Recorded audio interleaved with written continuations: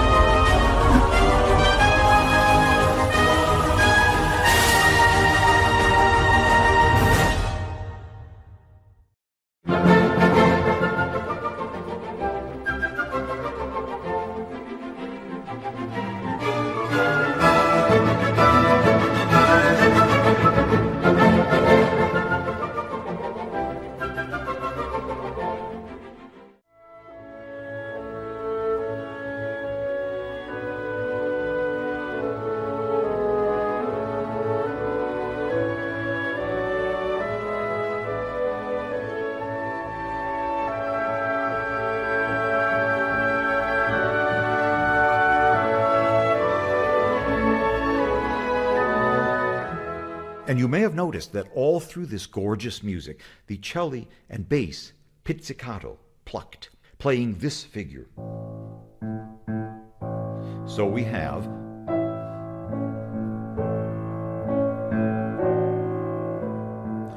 that's the rhythm that unites this movement, continuing through this lovely pastoral section. And now with E major comes a new descending theme in the clarinet.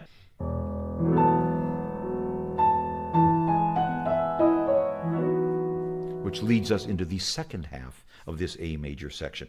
And you remember how I mentioned that diminished seventh chords can be used to heighten lyrical, expressive tension, the good tension.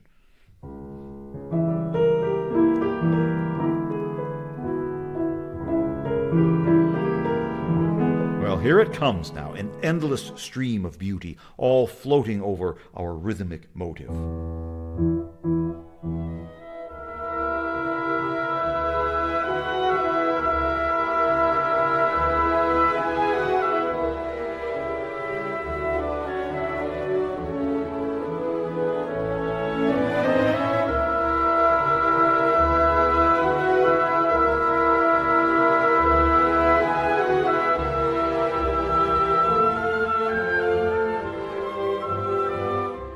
And we've moved into C major as we're circling back to A minor, our main key.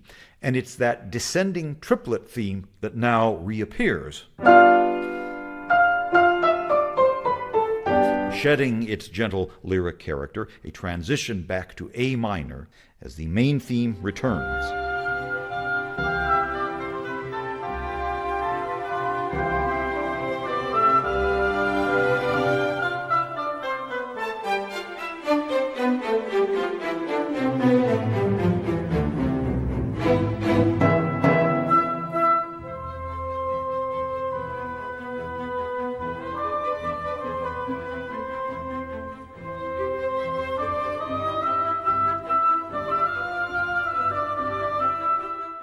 And you heard a new setting, the fifth statement of the theme, the main rhythm in the lower strings, delineated by the fact that they're plucking, pizzicato, it's very percussive. The flute, oboe, and bassoon in octaves with the counter melody. But a new element now emerges in this fifth statement, a delicate, wispy arpeggio figure in the first violins and violas, outlining the basic harmonies. And I refer to this section as a new setting, not a variation, since the basic chant-like theme and its basic harmonic and phrase structure don't really change. The variety is in the accompanying figuration and the orchestration. And so the architecture of this movement is pretty straightforward. The main theme in A minor in 2 halves, with the second half always repeating. The entire theme is heard 4 times in the beginning. Then we have the gorgeous A major pastoral interlude. Now a return to the theme in A minor. And this new delicate figuration will evolve into our next major section or panel, but not before we hear a brief closing passage as the flute, oboe, and bassoon drift off into a wistful version of the counter melody.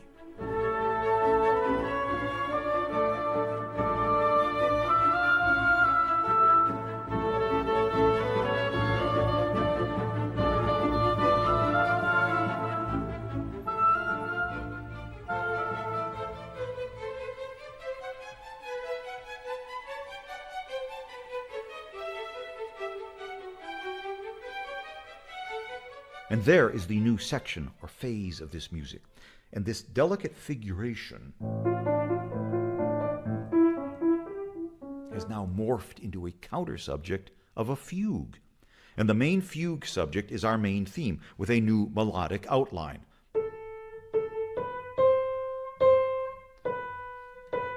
In the first violins. This is then an actual variation because Beethoven has changed the shape of the melody. And the delicate counter subject now of this fugue is in the second violins.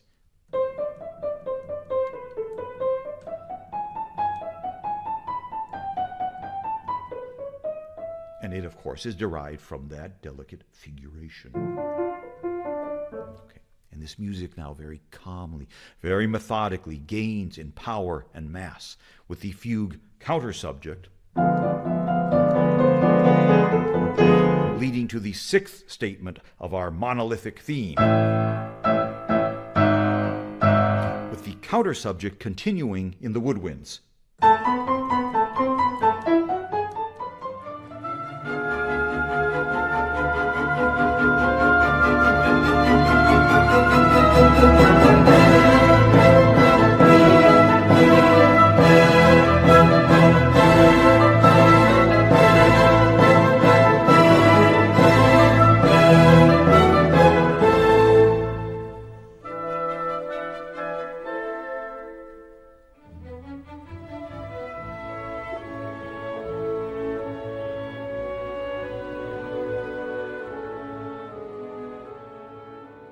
But this full statement of the theme is cut short, leading to the reappearance of that lovely A major passage, also shortened, which leads to the coda, a chant, mysterious and solemn.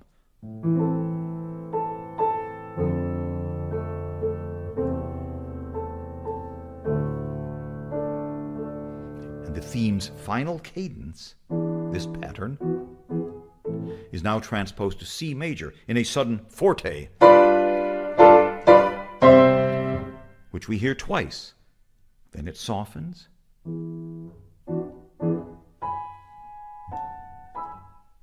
back to A minor, and the 7th and final statement of the main theme, now just a shadow of itself.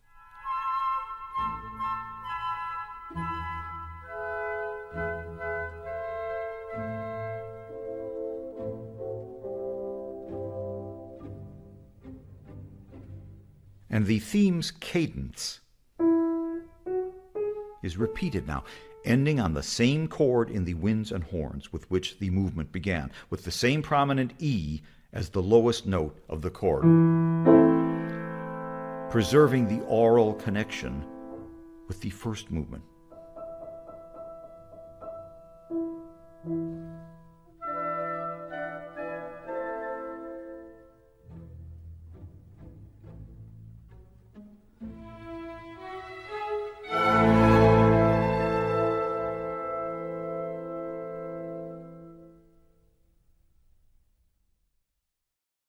Wow, this is just a really incredible way to dissect the second movement of the Beethoven's 7th Symphony.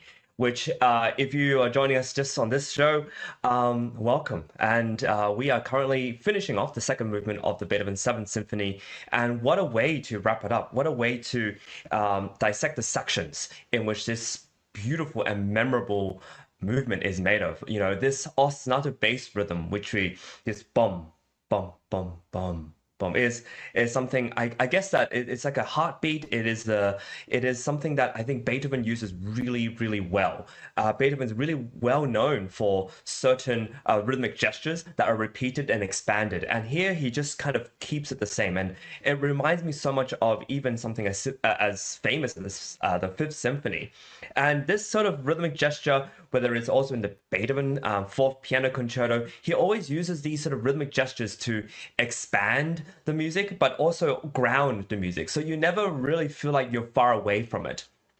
And it's the gravitational center in which everything else flows. And I think what I really love about Larry, and Dr. Anna and I talked about a lot about this too, is I think Larry uses this sort of he understands the figure, and then Beethoven uses this sort of figure as a way to ground all the music that he writes. And therefore, whether you're using it as a Larry Rapchak reference in terms of the architectural center blocks, or you're actually understanding as his universe, or you're understanding it as something compositional, it all centers back to that rhythm.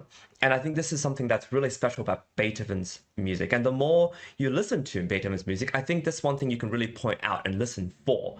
Because not only is he revolutionary in this, I think, but also it makes his music so much more memorable. Even amongst all the other filigree that happens, you hear this sort of rhythmic grounding, heartbeat. And so with this, you know, we talk about the sections, right? We have this opening chord, and what's awesome about it is that he also ends with this chord, right? So everything comes back full circle, and you wonder what Beethoven is doing in this. What kind of what's happening? Is this, for me? I keep asking. I want to ask you, the audience, is this a procession? Is this a sort of meditation on life? Does our lives begin the same way and end the same way as it begins? I think a lot about how a lot of moments in our lives come back full circle. And I think for Beethoven, he really understands this sort of concept of all in all. And he, you know, with his philosophy, with the understanding of Eastern religions, I think that he's convinced that everything is encapsulated in art, and everything that we do, all is in all. And as we talked about this in the Seventh Symphony, first movement, you can go back to our previous episodes to have a look at that. So what I also want to talk about very briefly before we move on to the next section is also this idea of using fugues. And this becomes a big part of who Beethoven ends up being, especially towards the later part of his life. He really incorporates fugues into, whether it is the second last Beethoven piano sonata, whether it is, let's say, in his string quartets, you know, the grosso fuga. Where else? You know, you can tell me. You know, he uses fugues and fugal writing in such magnificent ways. Oh, of course, the Opus 101 piano sonata. Again, what does a fugue mean? And I've been thinking a lot about this too. And I think he explores this in this movement, and then he further explores it later on. I think that for Beethoven, a fugue is a struggle, is a mountain to climb. It is a way to go from the base up to the heights, to the climax, you know, up to the summit of it all. And he does this in a very cool way. He starts up with strings alone, and then he builds the fugue with the subject, and then he subtly shows off his sort of compositional prowess using the fugue. But it's subtle because it's not meant to say, hi guys, I can write a fugue. No, it's meant to show off that he uses a fugue to build something great. And by the time you get to the theme statement 6, and it's of epic proportions, it's fantastic. You feel so elevated. And the way he ends, you know, a lot of the time Beethoven ends his music with something triumphant, but here he doesn't. It's almost ending with a question, or just a repeat of the statement. Maybe that was a question and now is sort of the answer. You know, it starts off with a question asking the audience something that's a bit uncertain, And then he uses that and flips it back and says the same statement, says the same question, but maybe in a statement form. So I think that's what's brilliant about Beethoven. This movement is fantastic. I will recommend everybody to go and find a recording and listen to it again and really embrace what's happening, and maybe just close your eyes for a little while and see what you feel, and to tell me at the end, or whether you think this is a procession, meditation, what is it for you? And I think of an imagery which was used by our virtual concert hall team, sort of the night with the moon coming out, walking through the forest. I mean, Beethoven was really known for walking and strolling around forests in the dark, or also just taking walks. And this sort of meditation on nature being also a meditation on life, on the philosophy of living, is really, I think, encapsulated here. So let me know what you think. Now, this episode is very special because we're not just doing one part, we're also doing another part. So before we play part 7, I want to just give a big thanks to you, our audience, for joining us. This is our Magnificent 9. This is part of a big series where we do all the Beethoven symphonies. And here we have part 6 and 7. You can scroll back if you want to listen to part 6 again. And part 7 is going to take on the next portion, maybe wrapping up the second movement and starting the third movement of Beethoven's 7th Symphony. So without further ado, let's get into it.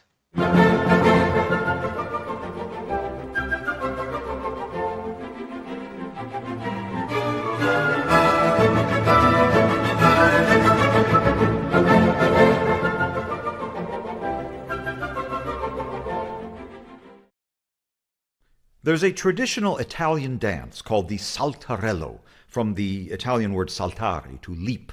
And I can't help but feel that Beethoven had this dance, or a similar folk dance, in mind when he wrote this sunny, jolly music.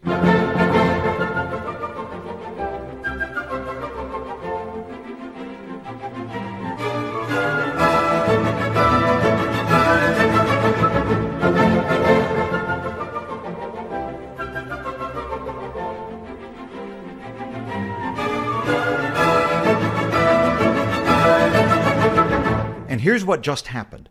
That burst of energy that ignited this festive dance is this. I play slow.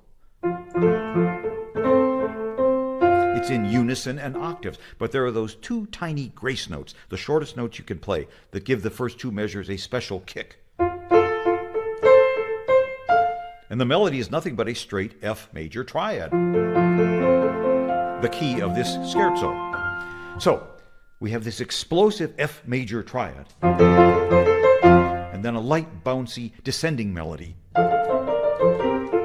And that's the easy part. Beethoven now extends this melody down 1 more measure, like so, and he adds this. He's created now a new 2-measure cell. A little cell which will become very important later on.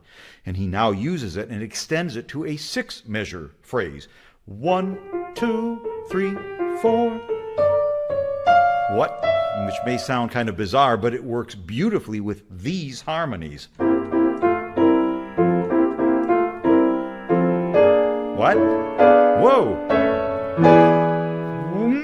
And voila, we're in A major, the symphony's main key, with this buoyant accompaniment in the strings. And ending in a grand A major triad that plummets downward, which is the reverse of the opening ascending F major triad. So here is this passage, the little 2-bar cell, and that bizarre modulation.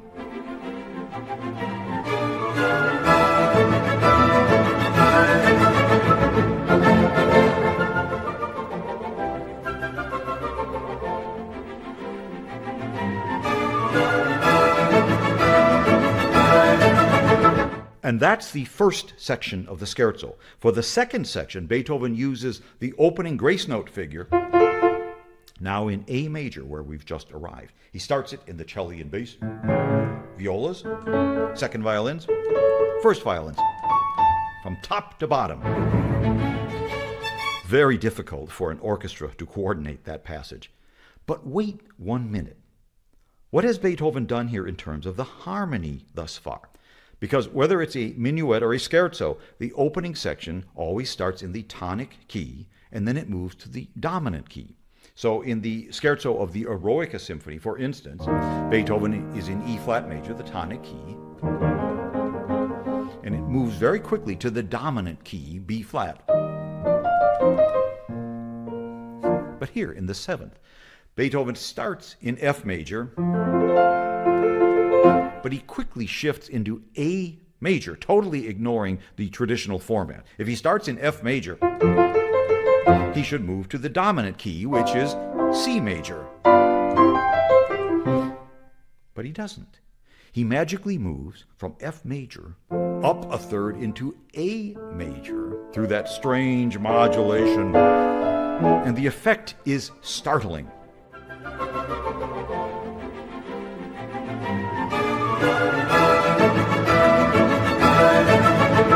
Come to think of it, Beethoven was all over the place in the scherzo of the Sixth Symphony. He started in F major, you remember, but he slipped down a third into D major. You just cannot keep up with this man. There's so much coming at you, sometimes you can only see it in the rearview mirror. Anyway, here in the Seventh Symphony, we've just arrived in A major for the second section, which begins with the... And Beethoven will now use his little two-measure cell, this one, in a most unusual way. First, he harmonizes it in the woodwinds. Then he isolates the second measure, just that. And he begins to repeat it several times per phrase, moving from A major to D major to a dark G7 chord.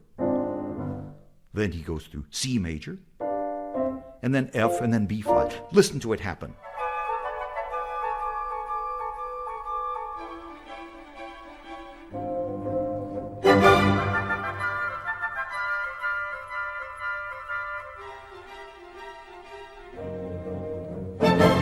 And we build into a big restatement of the main scherzo in F major. But let's look at this very curious passage. What's this? Or this? Or this? And the last time I was leading this work on the podium, I was immersed in the sound of it. And it occurred to me that it's just that. It's sound. There's very little musical sense to it. But it's pure sound and its properties that are reflected in the air, like the first movement. Sound that echoes and fades. That makes total sense. Here it is again.